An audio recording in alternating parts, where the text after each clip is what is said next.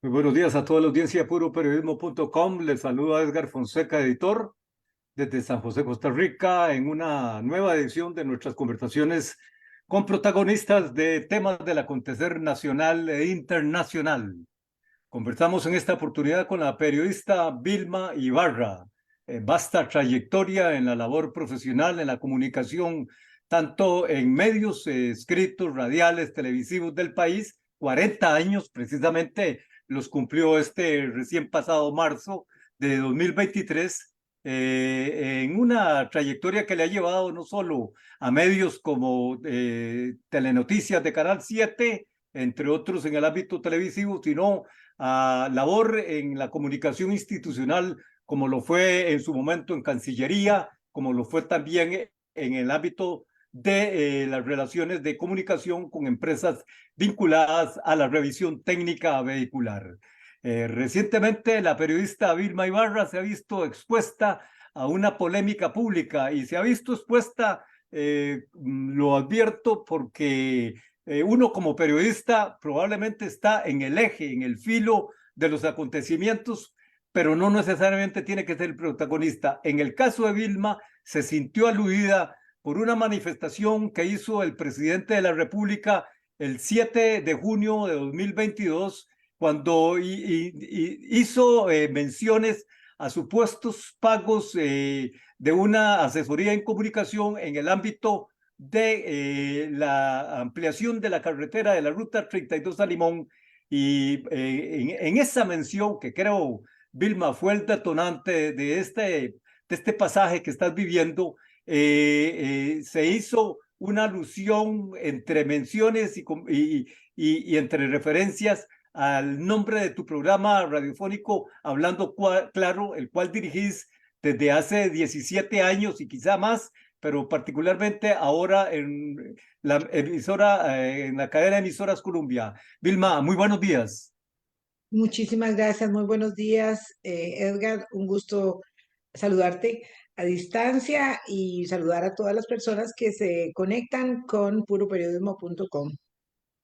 Mencionaba, como te lo decía al puro inicio, que este pasaje, este capítulo que estás viviendo de polémica, de estar en la discusión pública, defendiéndote o buscando la defensa de tu integridad, de tu trayectoria, de tu reputación, tiene o tuvo como un detonante manifestaciones que hizo el presidente de la República en junio de 2022. De esas manifestaciones a la fecha, de las insinuaciones, se llegó hasta esta semana en cuanto a las amenazas que has recibido, en cuanto a tu integridad física, en cuanto a amenazas de ir con manifestaciones públicas a tu residencia y hasta referencias bastante severas sobre antecedentes familiares, protagonistas también de sucesos lamentables en la historia del país. ¿Cómo estás viviendo? ¿Cómo compartís esto con la audiencia de Puro Periodismo?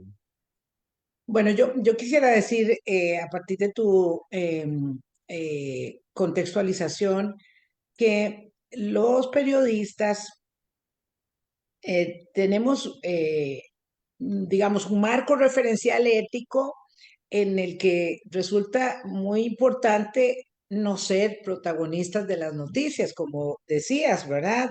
Sí, nosotros no trabajamos en nuestro oficio de cara a mm, observarnos en la primera página de los acontecimientos, sino tras la elaboración de los hechos noticiosos de los acontecimientos sociales, políticos, culturales, ¿verdad? Que cubrimos en el ejercicio del trabajo. Entonces, no es usual, no es habitual que uno sea eh, en primera persona un actor de un hecho noticioso. Por otra parte, también hay que decir que el valor más importante que nosotros acuñamos en el desarrollo de nuestra carrera es la credibilidad.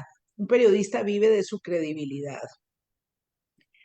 Su reputación, por lo tanto, es muy importante porque independientemente de cuál ideología tenga, cuál sea su marco de convicciones político-ideológicas, porque todos tenemos, y los periodistas también, lo cierto es que en el hecho de, en el caso mío, tener un programa de opinión, de entrevistas, donde además también vertimos nuestras propias opiniones, más allá de que los oyentes estén de acuerdo o no con nuestras posiciones, lo importante es que sepan que esas posiciones devienen de un ejercicio profesional honesto, de libertad de expresión, como lo dice la definición misma, libre e independiente. Entonces, claro, tomando en cuenta todo eso, comprenderás, y yo sé que Edgar esto pues lo vive tanto como lo vivo yo, porque ya somos periodistas de muchas décadas de trabajo, esto es muy sustantivo para nosotros a la hora de realizar nuestro trabajo. Entonces, lamentablemente, ¿verdad? Este ejercicio actual político desde el Poder Ejecutivo le ha costado mucho interactuar de una manera abierta, pausada, reflexiva, con la disonancia o con, digamos, la crítica que se ejerce desde el poder político y desde los actores mediáticos también, porque los periodistas también tenemos una perspectiva y una visión a la hora de hacer nuestro trabajo. Y esto ha generado mucha confrontación. Yo diría que ha llegado a un punto de ser una confrontación muy estéril, muy dañina para la deliberación democrática del país.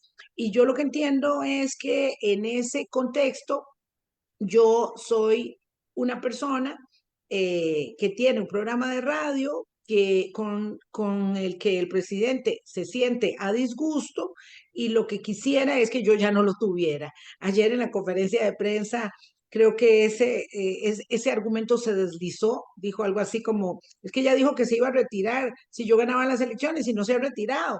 Bueno, yo nunca dije que me iba a retirar si él ganaba las elecciones, yo dije que estaba considerando cuál era el momento de mi retiro, porque claro, yo tengo 40 años de ejercer el periodismo, ya soy una persona jubilada, por lo tanto, pues tengo que ir pensando cuál es el momento de salida de mi trabajo en la radio.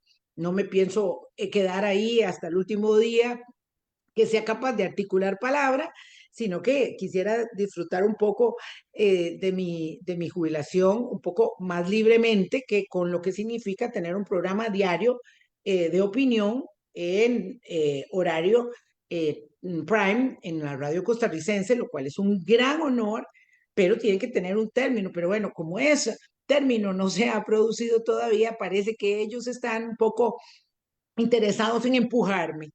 Y la verdad es que ha sido un capítulo muy ingrato, muy, eh, no voy a decir injusto, yo siempre digo que la vida no es justa ni es injusta, es vida, pero ha sido un capítulo muy ingrato para mí y para mi familia, en el que han ido desnudando cada vez más el interés que tienen de que la voz de Hablando Claro se calle. Y creo que porque ven en ello un enemigo pequeño, o así lo creyeron ver, empezaron a golpearme. Y claro, yo no soy La Nación, yo no soy Canal 7, yo no soy CR Hoy, soy una persona comunicadora que tiene un programa de opinión y en esa medida me convirtieron en un objeto de ataque sistemático y como no me podían afectar la reputación de ninguna otra manera, han intentado establecer el argumento de que yo, por ser consultora en comunicación privada, para empresas privadas, soy una persona corrupta. Y pues evidentemente eso vulnera mi marco ético y me obliga a defenderme, me obliga a defenderme. Y cada defensa que he intentado la he ido ganando en la sala constitucional. Y en los otros estrados donde vaya a ir, espero que sea la misma suerte, estoy convencida de ello porque confío en la independencia de nuestros tribunales y eso les ha enfurecido. Esa es la única situación que yo derivo de todo esto, les ha enfurecido que yo gane en la sala constitucional, les ha enfurecido que la exministra de Comunicación, Patricia Navarro, haya admitido que en junio del año 2022 prohibieron dar entrevistas hablando claro, lo cual es una afrenta a la libertad de expresión de los ministros y los presidentes ejecutivos. No resultó, pero lo intentaron. Y claro, ahora están infructuosamente tratando de desacreditar mi carrera profesional, mi reputación como una ciudadana que intenta ser congruente con la honestidad de su conducción como persona, simplemente como ciudadana.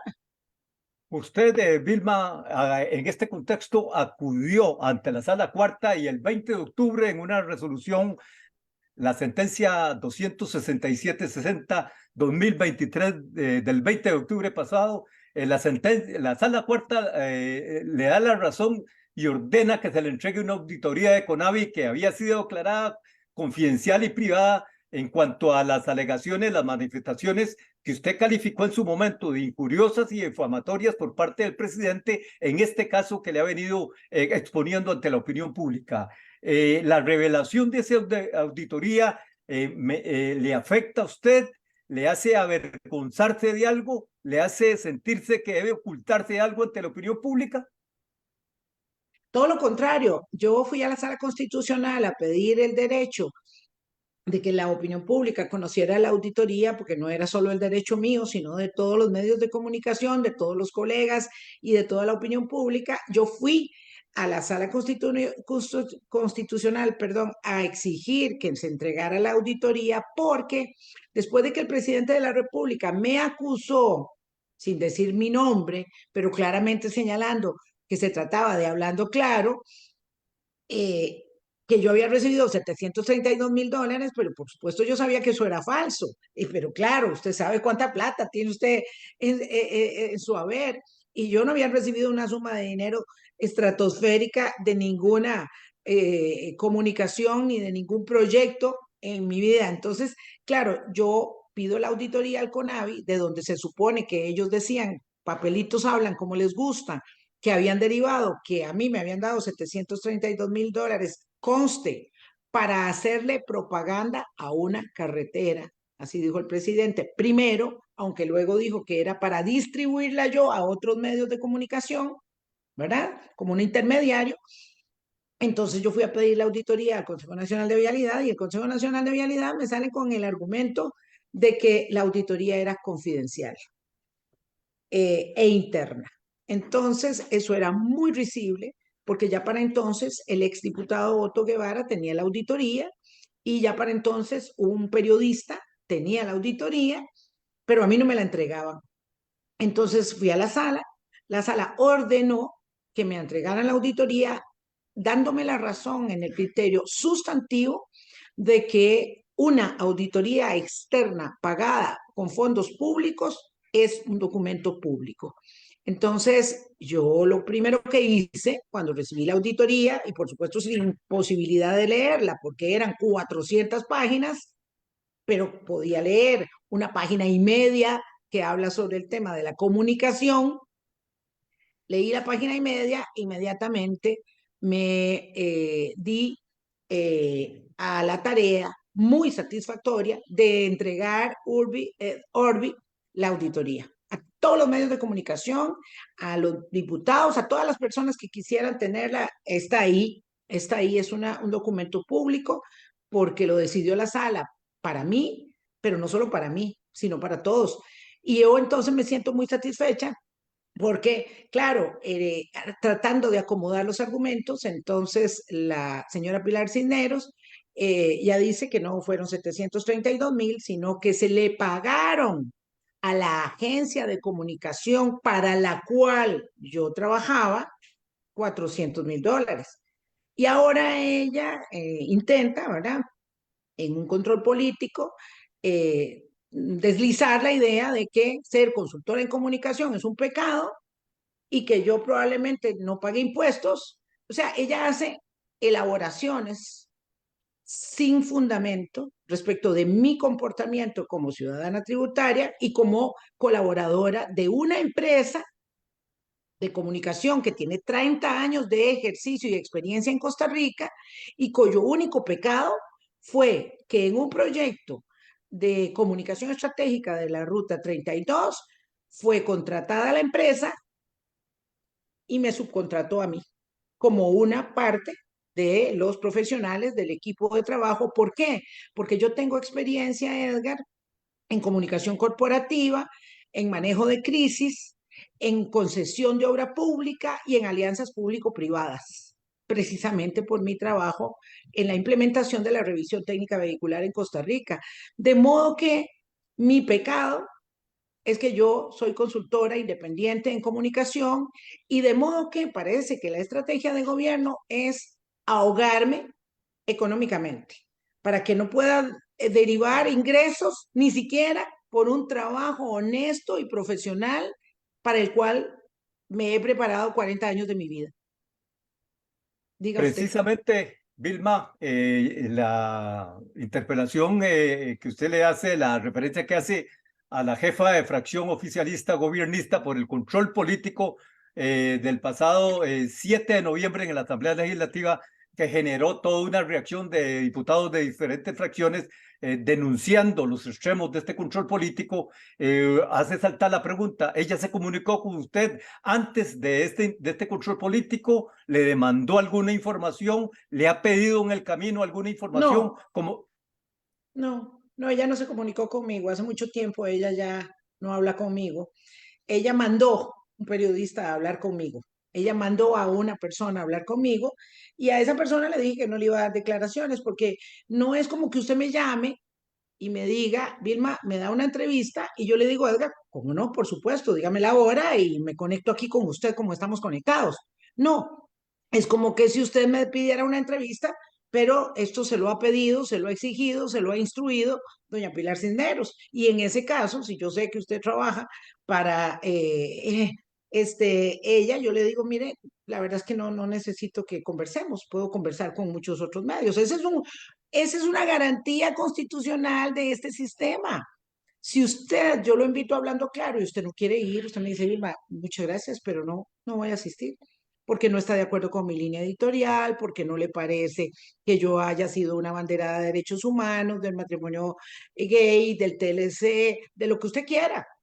Usted dice, no, ese programa no me gusta, no voy.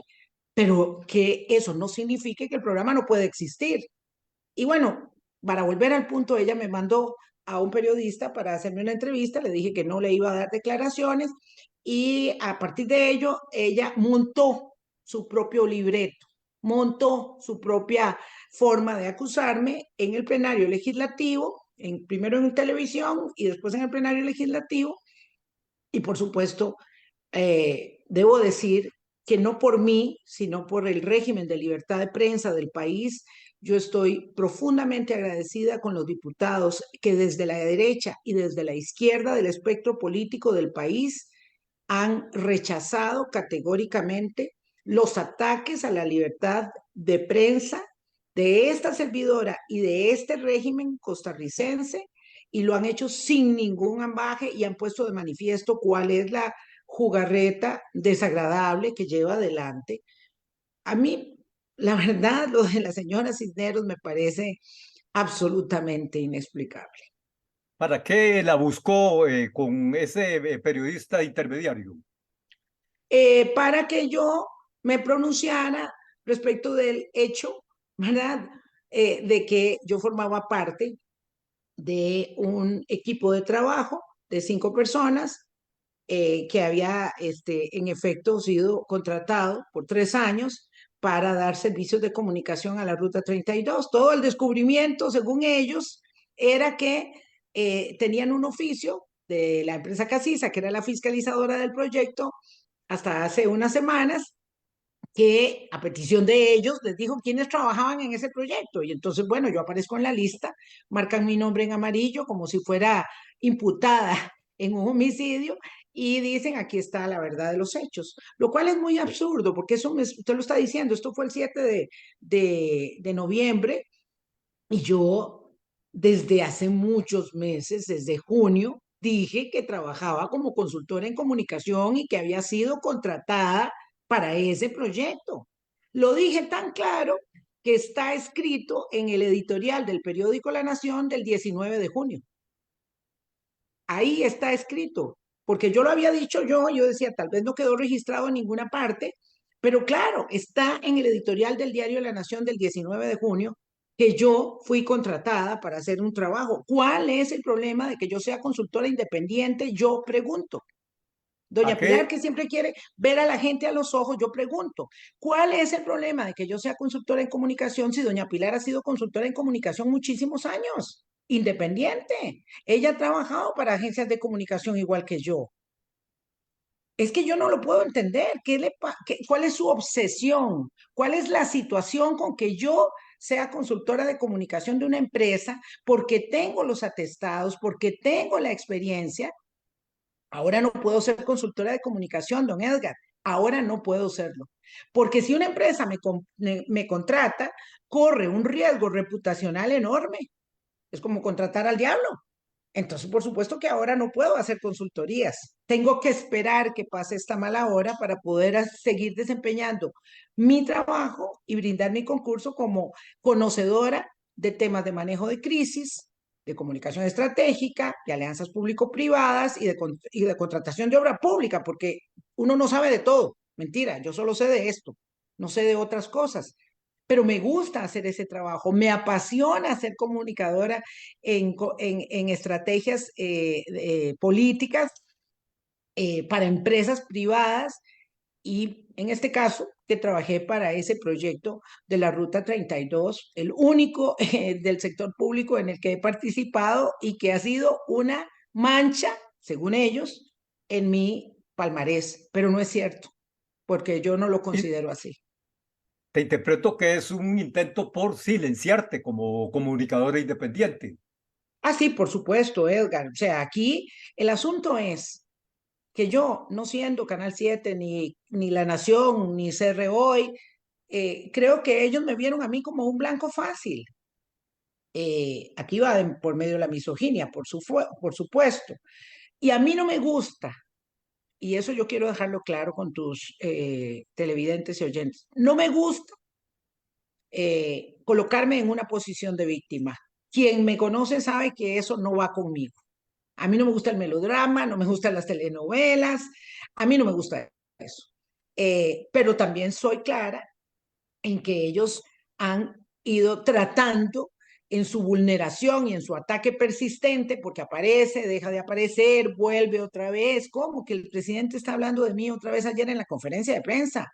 Pero sí, Edgar, este país tiene enormes desafíos, grandes problemas que resolver, para que el problema sea si yo trabajo de consultora independiente o no, si el presidente me citó o lo hizo de manera indirecta, si yo me retiro del trabajo o no me retiro del trabajo, ¿cuál es el tema? ¿A qué?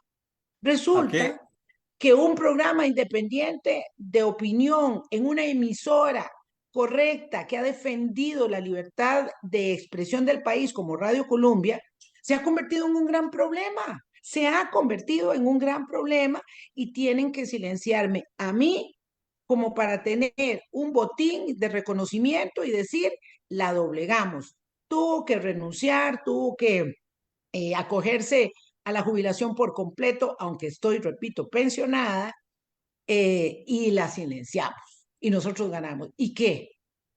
¿Y qué? Yo me voy del programa mañana, pero el régimen de libertades públicas y de defensa de la prensa en Costa Rica se va a mantener incólume, porque va mucho, mucho más allá de Hablando Claro y de esta servidora, pero por mucho.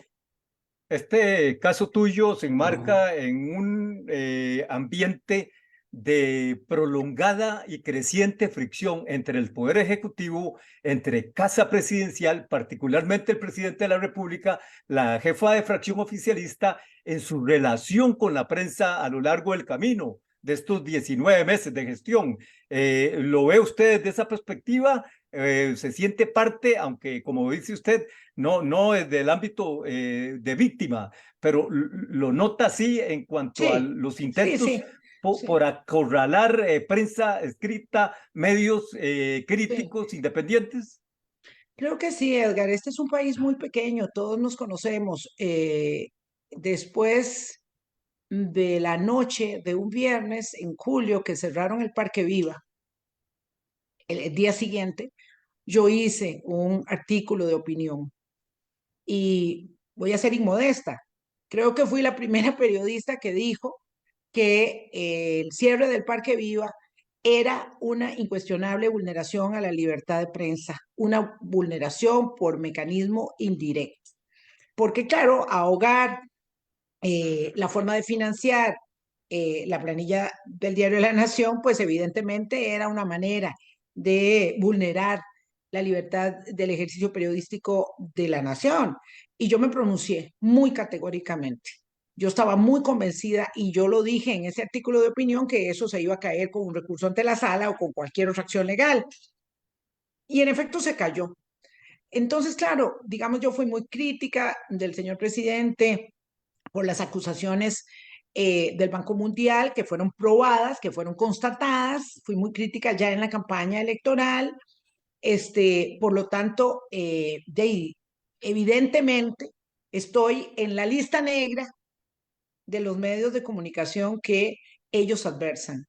Y como yo era un medio pequeño, digamos, como suelto ahí en el ecosistema, instalada en Radio Colombia, claro, pero suelto en el ecosistema, yo creo que ellos pensaron que era fácil.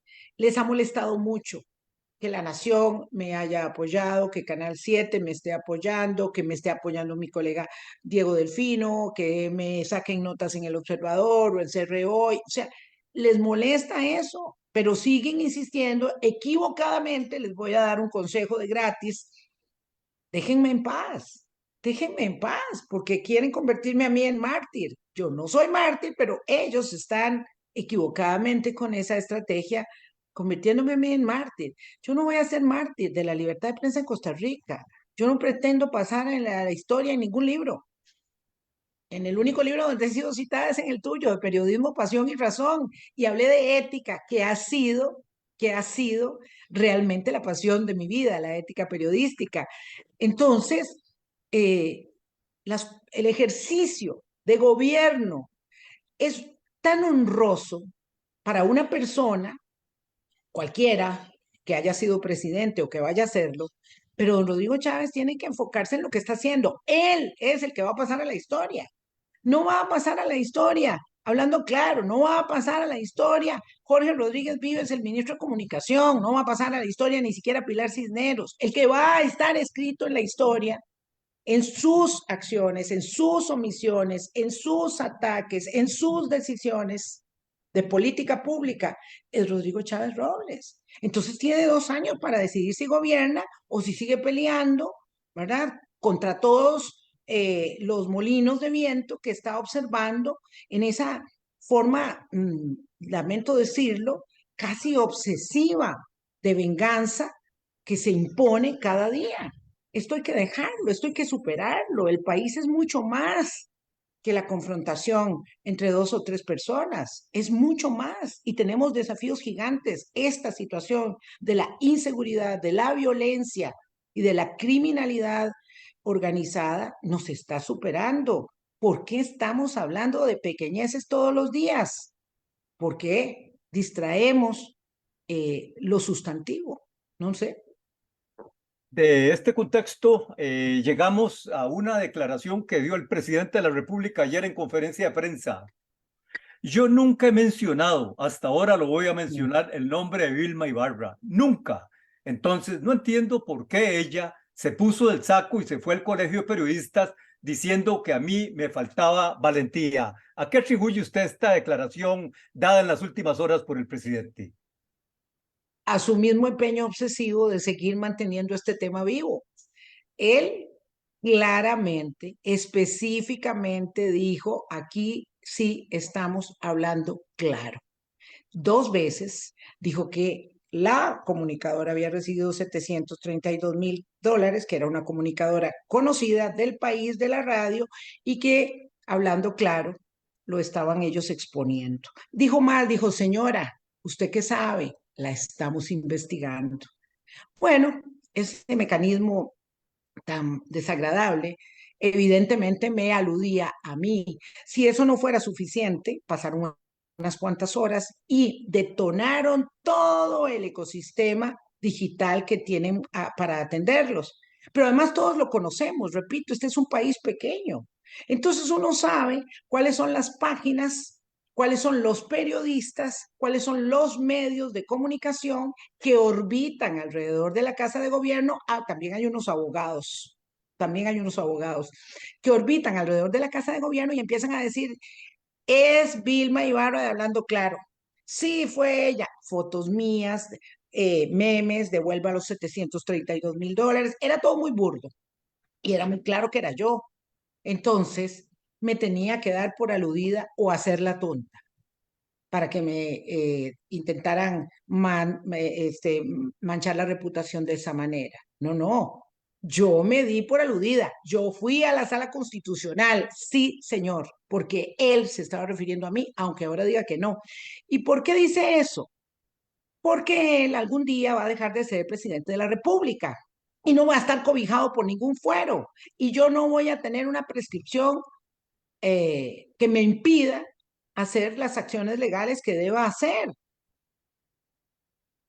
Entonces, dice, no, no, yo de ninguna manera la referí. Pero resulta que vuelve sobre el tema de qué hago o dejo de hacer, que si me retiro, que si no me retiro.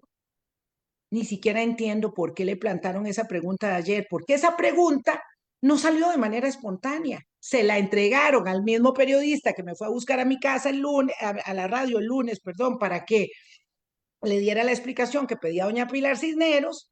Ayer el mismo periodista leyó la pregunta que le dieron. Edgar, ¿cuándo un periodista independiente, cuándo usted va a permitir que una persona de la Casa de Gobierno, de la fracción oficialista, le entregue a usted una pregunta como si usted fuera un muñeco de ventríloco para leerla a mí o a un funcionario público? O sea, eso es, usted sabe que eso es inaceptable, es prostitución del ejercicio y esas cosas pasan. Todos los miércoles hay unas personas que pueden hacer preguntas de verdad y hay otras que hacen preguntas de mentira. Y ahí se desliza. Este mecanismo, tengo que decirlo además, porque el agua tibia está inventada, es el mismo mecanismo que ha utilizado con muchísimo éxito Manuel López Obrador, Andrés Manuel López Obrador en México. Le recomiendo un libro, se llama Prensa, Poder y Confrontación, que es cómo hace la relación entre la prensa y el ejercicio político del presidente mexicano Andrés Manuel López Obrador. Es muy interesante. Es una copia al carbón de nuestras conferencias de prensa de los miércoles. Lo que pasa es que ellos las hacen todos los días en lo que llaman la mañanera. Y esto, estamos transitando un camino por el que ya han pasado otros.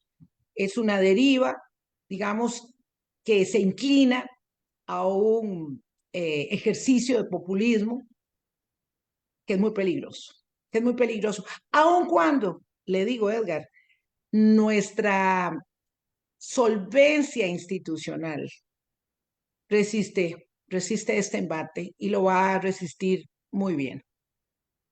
Vilma, vamos llegando al cierre de esta Sí, conversación señor. conforme el espacio pactado, pero no quiero dejar sin mencionar el entorno de la seguridad, la amenaza de manifestación frente a tu residencia, la reverberación que generó esta amenaza en redes en el ámbito legislativo, diputados de todas las fracciones censurando, denunciando, atacando este ambiente tan tóxico. Y mi pregunta es, en este entorno, ¿vos temés algo? ¿Ya contactaste a la fiscalía? Es decir, has llevado este último elemento, este último eslabón de este caso ante autoridades judiciales por lo que está, por cualquier eventualidad.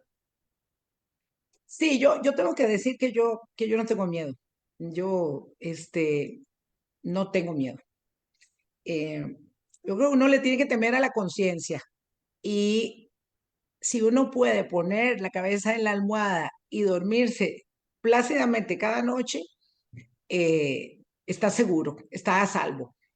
Yo no tengo miedo, pero sí he tomado mis medidas de seguridad por la tranquilidad de mis hijos, porque tengo familia, padre, hermana, amigas que me cuidan, que me protegen, amigos, entonces, claro, y abogado, y abogado.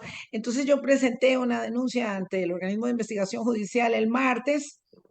Tengo que agradecer profundamente la celeridad absoluta con la que se han conducido y ya tengo protección del programa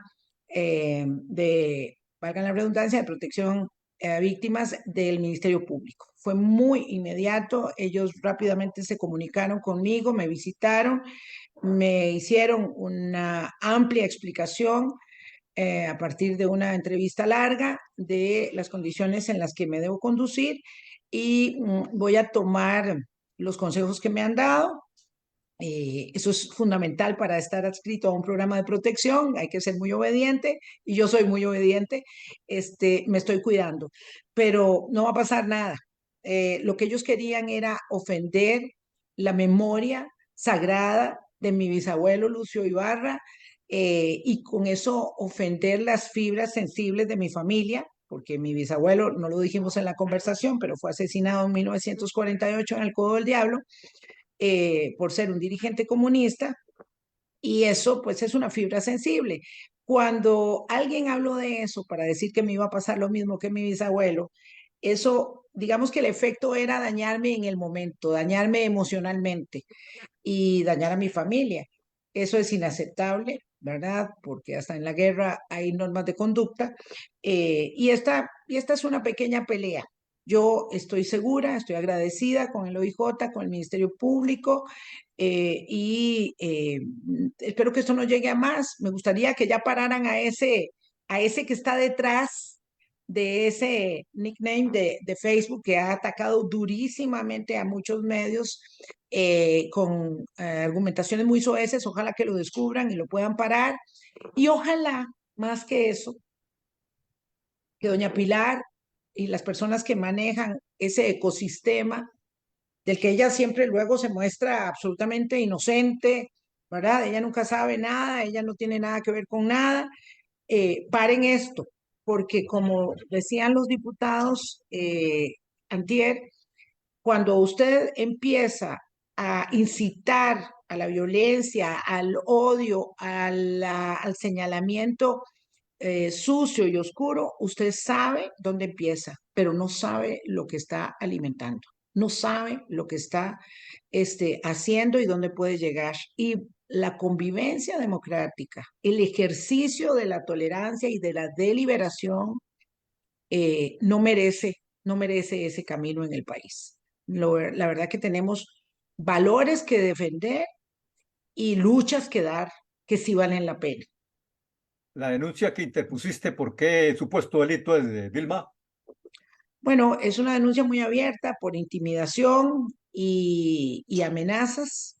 De acuerdo con el texto que fue publicado, no es más que eso para que se investigue y para que se tenga presente que hicimos una formalización del hecho para que no quede ahí, ¿verdad? Por supuesto, también fui al Colegio de Periodistas y nosotros no descartamos de ser necesario accionar medidas de protección ante la Comisión Interamericana de Derechos Humanos, como han hecho periodistas en otras latitudes, aunque esperamos no tener que llegar a eso. Ojalá que reflexionen sobre su proceder quienes están al frente de esta mala representación teatral. Vilma, muchas gracias. Si te queda un punto final para compartir con la audiencia de Puro Periodismo, con la opinión pública en general, bienvenido. Muchísimas gracias por el espacio. La libertad de expresión, la libertad de prensa no es de los periodistas, es de todos, es de todas. Estas libertades son objeto de admiración en el mundo entero, pero tenemos que cuidarlas, porque la democracia es una planta delicada. Entonces tenemos responsabilidades, tenemos obligaciones, no solamente tenemos derechos. Y yo quiero expresarte mi gratitud y a las personas que nos han escuchado, decir que yo acepto las críticas cuando son hechas con respeto y que he tratado de conducir mi vida personal y profesional con honestidad, fundamentalmente porque yo tengo hijos, hija, nietos, padre, familia, y yo quiero que se sientan siempre orgullosos de mí. Y eso me ha obligado a conducirme con congruencia y con honestidad. Puedo tener muchos defectos, pero no soy corrupta y menos al finalizar mi carrera profesional, que ha sido, como vos lo sabés, el periodismo, tan gratificante, tan satisfactorio, sobre todo habiéndolo realizado en un país donde hemos sido libres e independientes casi siempre, excepto en unos últimos meses con unos nubarrones que pasarán. Muchísimas gracias a la periodista Vilma Ibarra. Hemos tenido una conversación sobre el capítulo que ha estado enfrentando recientemente en defensa de su integridad, de su reputación, de su trayectoria, en abierto enfrentamiento con Casa Presidencial, particularmente con manifestaciones del presidente de la República, insinuaciones y referencias que culminaron con amenazas desde las redes, las amenazas anónimas, las amenazas sin dar la cara frente a la opinión pública y que culminan con una denuncia en el ámbito judicial por parte de la periodista, intimidación y amenazas para que sean investigadas por las autoridades judiciales en este contexto. Esta entrevista estará siendo transmitida y fue transmitida en vivo por la red Zoom, Facebook Live. Estará de inmediato en nuestro canal YouTube, las redes Twitter, Instagram y Thread. Y por supuesto, los principales componentes de esta conversación, los principales referentes de esta conversación, usted los puede seguir en nuestro sitio puroperiodismo.com. Muchas gracias, Vilma. Muchas gracias a la audiencia y nos encontramos en una próxima oportunidad. Les saludó Edgar Fonseca, editor.